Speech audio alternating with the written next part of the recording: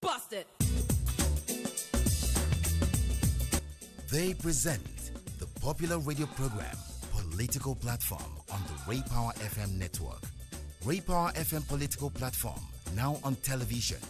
Keep track of the country's polity and be part of the process as they discuss and put political developments in the country into perspective. It's Ray Power Political Platform. Hello out there, thanks for joining us on Political Platform, and it's a celebration of democracy as far as free speech is concerned. Political Platform on the program will provide you all the information you require, the analysis of the events around Nigeria, and if we have reasons to resort to the outside world to bring in experiences, we also do that. And we also harvest from you your experiences, your contributions through Political Platform at yahoo.com, and we're always delighted to share those views of yours. And if they are unnecessary, we use them to deepen the roots of our young democracy and make everybody happy. But the most important assignment that we have on the program is to hold the government accountable as provided for in the Constitution.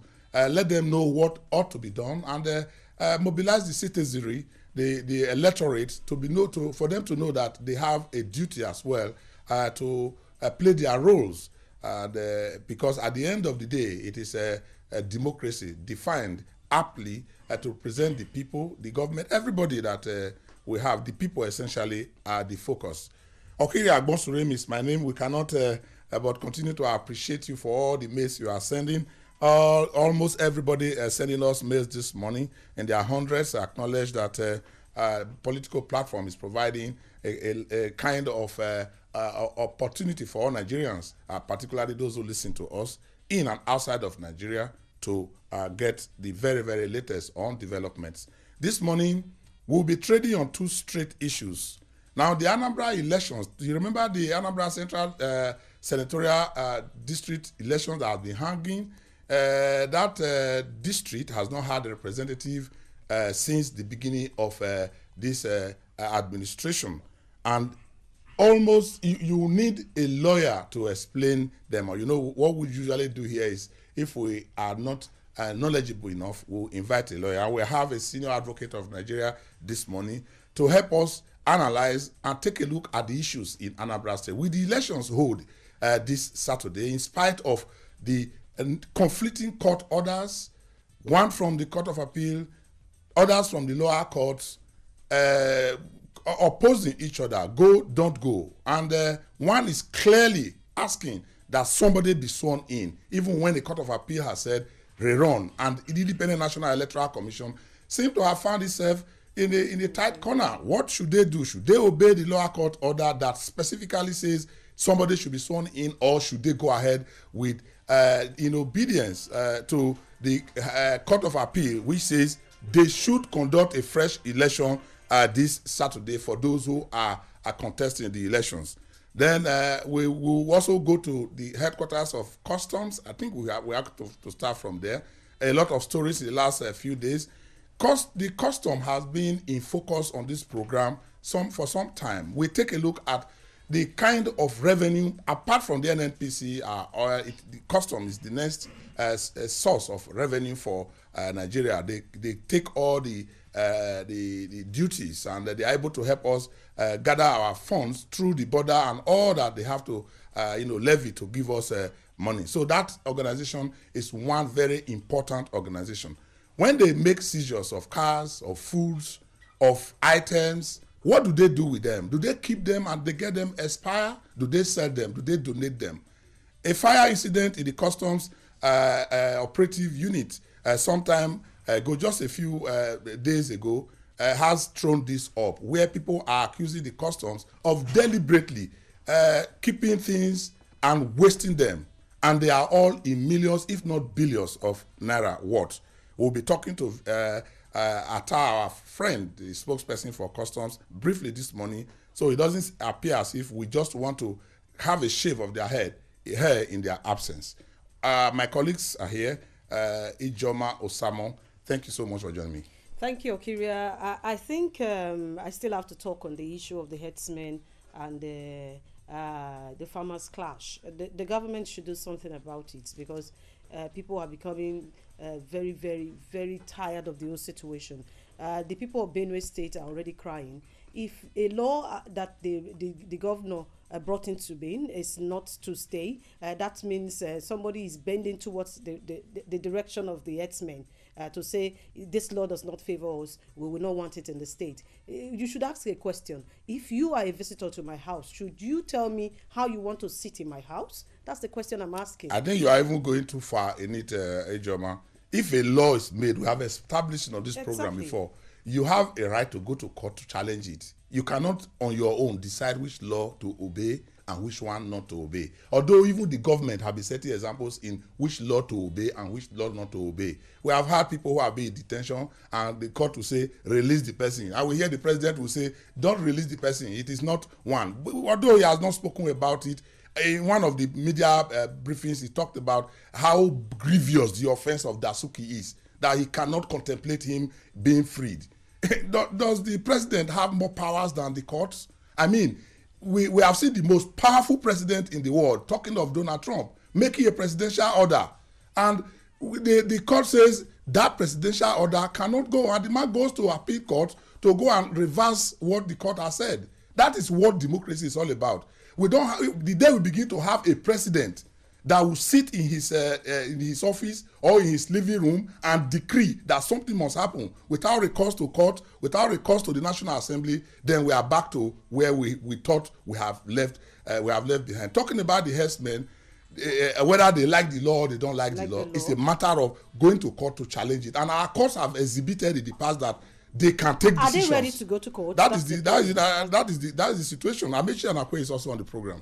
Thank you so much. I think they have gone to court, even the ECOWAS court, to talk about the right of free movement of goods and services and persons. So let's allow the courts to determine. But on the issue of fuel subsidy, there are allegations that the federal government is illegally paying fuel subsidy, and so many back and forth denials, counterclaims, disjointed statements here and there. We just hope that there will be a clearer picture. But of course, it takes me back to the Jonathan era, where crude oil was selling as much as $100. At the same time, we were making so much money. The price of the retail product, which we largely import, was also high, and necessitating a huge payment of subsidy. The administration was almost crucified for paying subsidy. Now we have a situation on our hands. The price of oil and nearing $70 per barrel now. It tells you that because we are an import-based economy for the products downstream sector, the more we are making money in the crude oil market, the raw material, we're also wasting that money on payment of subsidy. So when people ask, oil was sold for $100, what did you do with it? We should also take a look at the trillions that was paid in subsidy, except and until we develop our local capacity to refine petroleum products. There were promises by this administration that refineries will be fixed and new ones built, but none has been met. We are hoping for Dangote own refinery to come on stream, but I'm telling those that are celebrating, it's a monopoly we are creating. Moving government monopoly, public monopoly to private monopoly. Yes, it's refined locally, but the prices will be determined by international standards. So it may not be Uhuru till we empower the various other licenses, over 20 of them, for private refineries that we are giving out, and they are not constructing. Then we won't get to Uhuru. All right, let's take a look at our mailbox, politicalplatform@yahoo.com. We always celebrate what you have to say. Let's see who is talking to us this morning. Welcome to the mail segment. I am Usaitin Yari. And I am Aladu Doko. Welcome. Yeah, we begin this morning with Mike E.G. in Abuja reacting to some analysis on the program yesterday. The mail reads, irrespective of the fact that there are some clergy who have not lived up to expectation, I want to say religious organizations have stood to give the people hope, as well as peace from this wicked world, and a country where many things and systems are not working. I advise people to test every spirit, as some are not truly from God. Many churches are granting student scholarships, giving widows business, giving the homeless shelters, holding seminars, and training on how to contribute to the nation, and so on. But we do not always see this, and many times paint the church black. My only advice would be to criticize constructively and not destructively. Tell religious leaders to inculcate the true morals in their members and remind them how religious organizations are expected to do the right thing. This will help people who hold you in high esteem not be discouraged. Away from that, Onyekachi Ibano in Abuja writes on INEC and voting method. He says, "Dear political platform crew, I want to talk about INEC and the voting process. The idea that a voter must vote when they're registered is outdated and obsolete. Voters should be able to vote once for any candidate of their choice from any part of the country, thereby having a huge number of voters. People from one location to another daily and may not be able to go back to where they registered to voting during their elections. Take for instance the IDPs. Some of them may have voters card and willing to vote, but because they have to vote where they registered, they would be disenfranchised. Same with students and corps members who would not be able to vote because they have changed location from where they registered. This should be looked into by the INEC and every authorities involved." That's it on the main segment today. Continue to write to us through political platform at yahoo.com. Thank you so much. We always appreciate your very, very strong positions. And unfortunately, we can't take all the mails that will come our way. Please don't be discouraged. Continue to write to us. And we always emphasize here that even when we don't read your mails, they sometimes provide us a very, very deep insight into what is happening and also help us deepen our analysis of the events. Let's go to Customs Headquarters before we come to the issue of Anambra State. We have on the line Joseph Atta.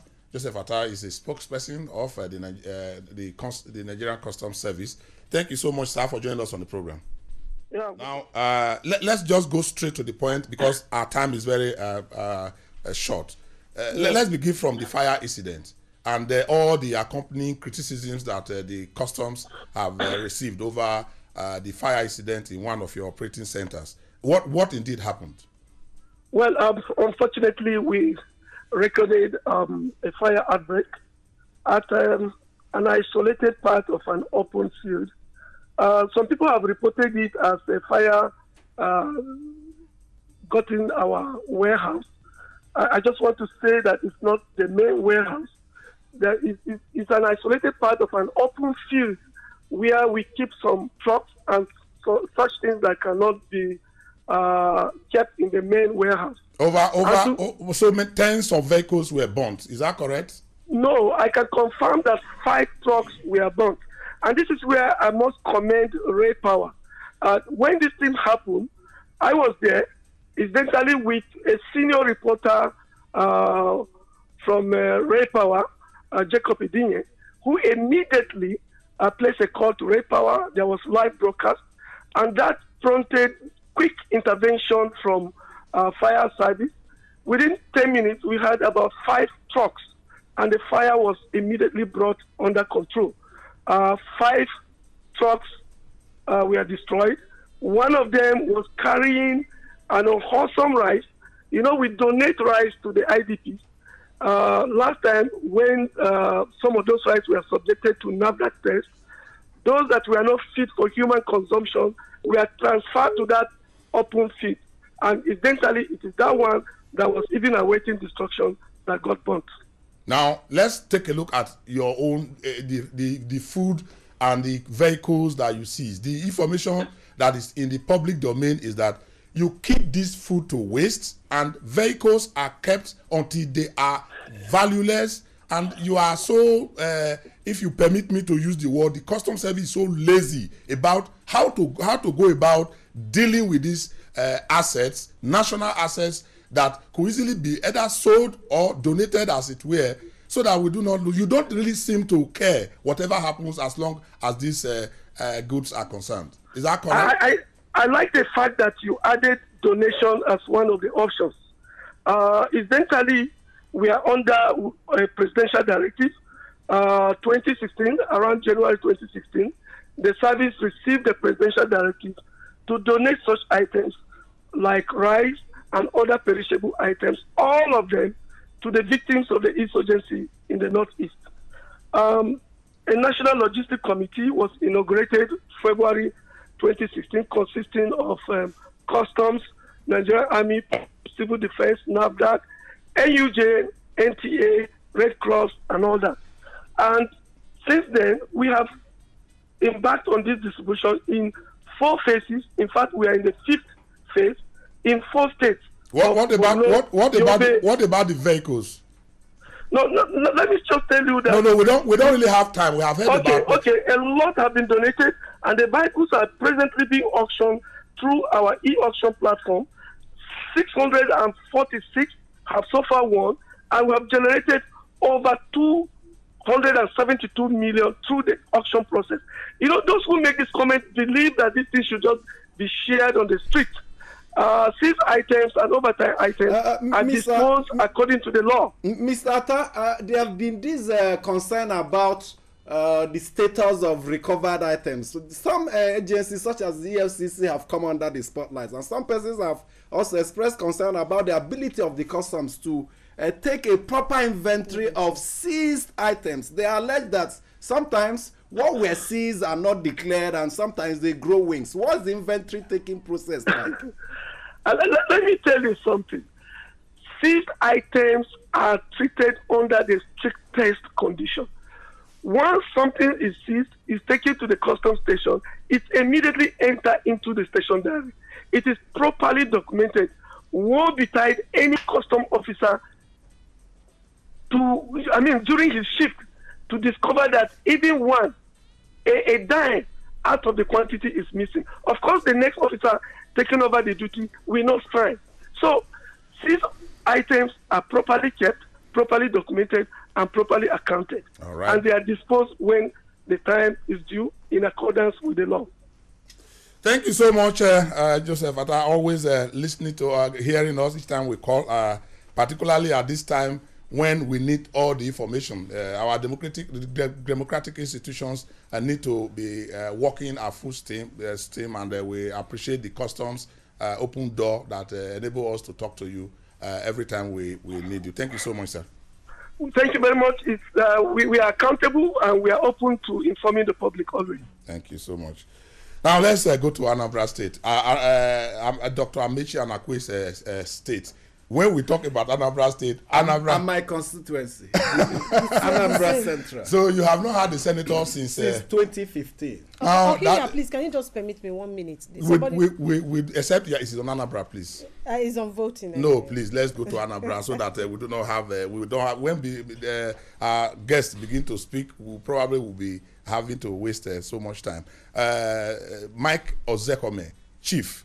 Is he a doctor now? When you say chief, I'm also PhD. PhD, doctor. If you say chief and you put it just one chief, you could land in court. So you say, is it double or treble or multiple chiefs across Nigeria? But the crown of it is he's a senior advocate of Nigeria, well deserved.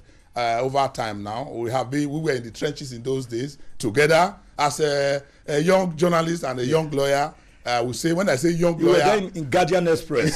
We were far away. We were in the trenches. We were in the trenches those days. The only man who can migrate from the print media to the electronic media very easily. Thank you very much. And Ozekome is still as very strong as he has always been. Now, the Anambra debacle, is it a debacle or is confusion? Worse than a debacle. It's worse than a debacle. It's actually a sleeping magma. Let's take a census. Eruption. How many court cases orders do we have now? Now there are different orders from Court of Appeal, but those orders from the Court of Appeal have all been appealed to the Supreme Court.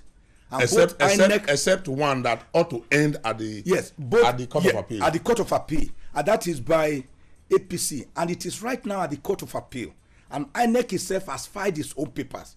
But they want to go ahead and hold a rerun election, even in a matter where they themselves have filed papers at the Court of Appeal.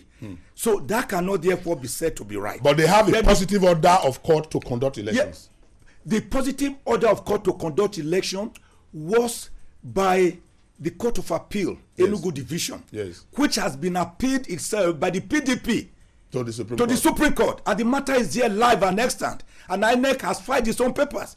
The question is, why the hurry to hold the rerun elections when you have these court cases still subsisting. But very quickly, a background. No, let's talk about the one at the lower court. At the lower which court, gives one of the candidates a positive order to be sworn in. Yes. on the 17th of December, Dr. Obiora Okonkwo, Yes. who has been fighting his case since 2014. His own is a As a result, his case is that a pre-election matter. yeah, that he was the proper candidate. Yes, of under the party. section 87 of the Electoral Act, a pre-election matter has a life of its own. It has assumed a life of its own. It's different from normal civil proceedings. And you know, election petitions themselves are sui generis. They are also in a class of their own. So he was challenging his exclusion or the qualification of Uche Ekwunife yeah. as the PDP candidate. But Uche Ekwunife went ahead and won the elections. When she won the election, ABGA, that fielded Chief Ume, went to the election petition tribunal, which dismissed his appeal. He went, his petition. Yeah, he went on appeal to the Court of Appeal, and the Court of Appeal upheld it, disqualified Uche Ekwunife, and said a rerun should be held within 90 days, but excluding PDP. Meanwhile, so PDP now appealed to the Supreme Court, and the matter is here. Meanwhile, Okonkwo's case was still going on. And in June last year, he filed a motion to be declared the winner of that election because he was the proper candidate. And not Ekwunife. Not Ekwunife. Yeah. So his own was a pre-election matter.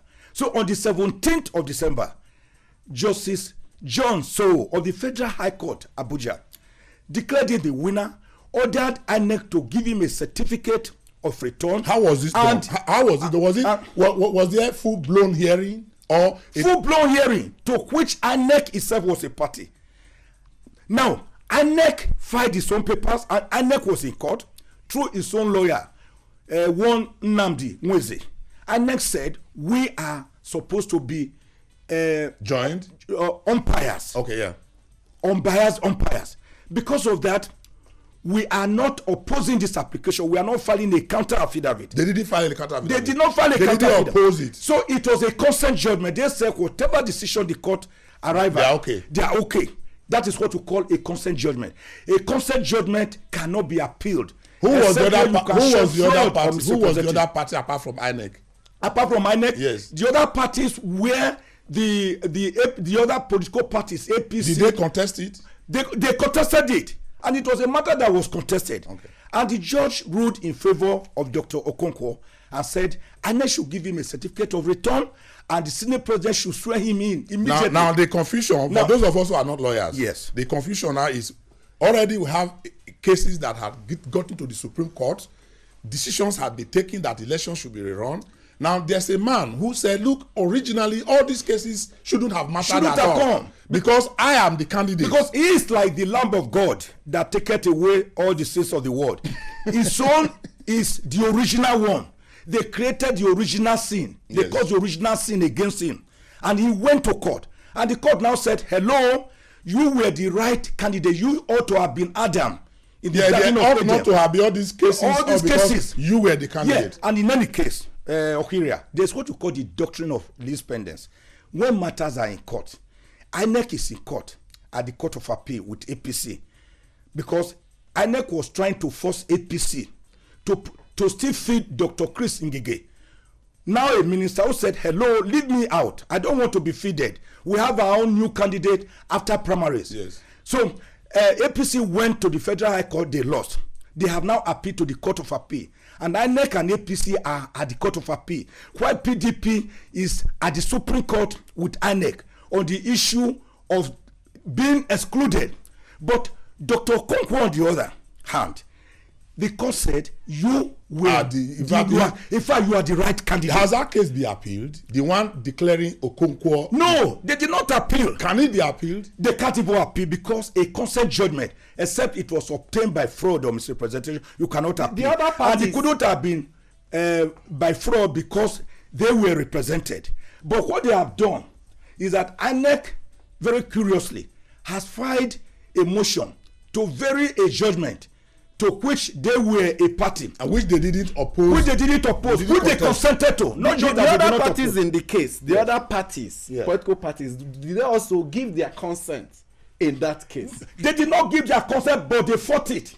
They fought it. Which Does it not give them that right to appeal? Yeah, it is left of them. I don't want to so give we them. cannot actually say it's a consent judgment. Yeah, no, it was a consent No, judgment. if it was opposed by, if the parties opposed the matter, then it wouldn't be a consent judgment. That INEC didn't oppose it, and the other court, parties. after listening to the whole case, don't we have a judex again? Don't we have a court of law again? After listening to the whole case, Yes. the court arrived at a decision. Yes. If you feel you don't like it, you can appeal and file a motion for stay of execution. Now, because of time, none of them has done that. Let us conclude. Yes. Let us. Let me tell you what if I were Dr. Okonkwo, what I would do. If I were him, or if I were his lawyers, what I would advise him to do. I would rely on section 75, subsection 2 of the Electoral Act. You know what it says? No. It says a person who has the certified true copy of a court judgment in his favor, yeah. ordering him to be declared the candidate, should carry that certified copy to the Senate president to swear him in immediately. But the Senate said will need to be served. Of course, he will just serve a certified true copy of the judgment of the Senate president, Dr. Bukola Saraki. In all this, it is Anambra Central. But we have seen it is Anambra Central that is suffering. Now let 2015. The question I wanted to ask you have actually answered it. Okay. What should we do? But there's a second part to it. Yes. What should the Independent National Electoral Commission, in your own legal, view, what do you think? In my own view, a court order, the only court order which has not been appealed, which is subsisting, which is extant, which is live, is the one given on the 17th of December by Justice Sowo, which is that Okonkwo should be sworn in immediately as the senator representing Anambra Central. If INEC refuses to do that, it is attempting to embrace the cold arms of contempt proceedings by violating an order of court. So INEC should obey that order, and it was held by the Supreme Court, Imejukwu and Governor of Lagos State. Lastly, if INEC goes ahead to conduct the elections this weekend, what happens? It's null and void. It's a nullity. It's a nullity, total nullity. Because as the court once held in McFoy versus UFC, you cannot build something upon nothing and expect it to stay. It has no foundation, no legs to stand on, no pillar, nothing. So it will be an exercise in futility. It is null and void. It will be like the dew of the sky that appeareth now and disappeareth the next moment. They would have wasted resources, energy, time, and the time of Anambra State Central people. So my advice to them is to wait. Let's do it tomorrow again, and when we come back, we have political platform and all the views and all your mails through political platform. Thank you very much, Nigerians. Thank you so much.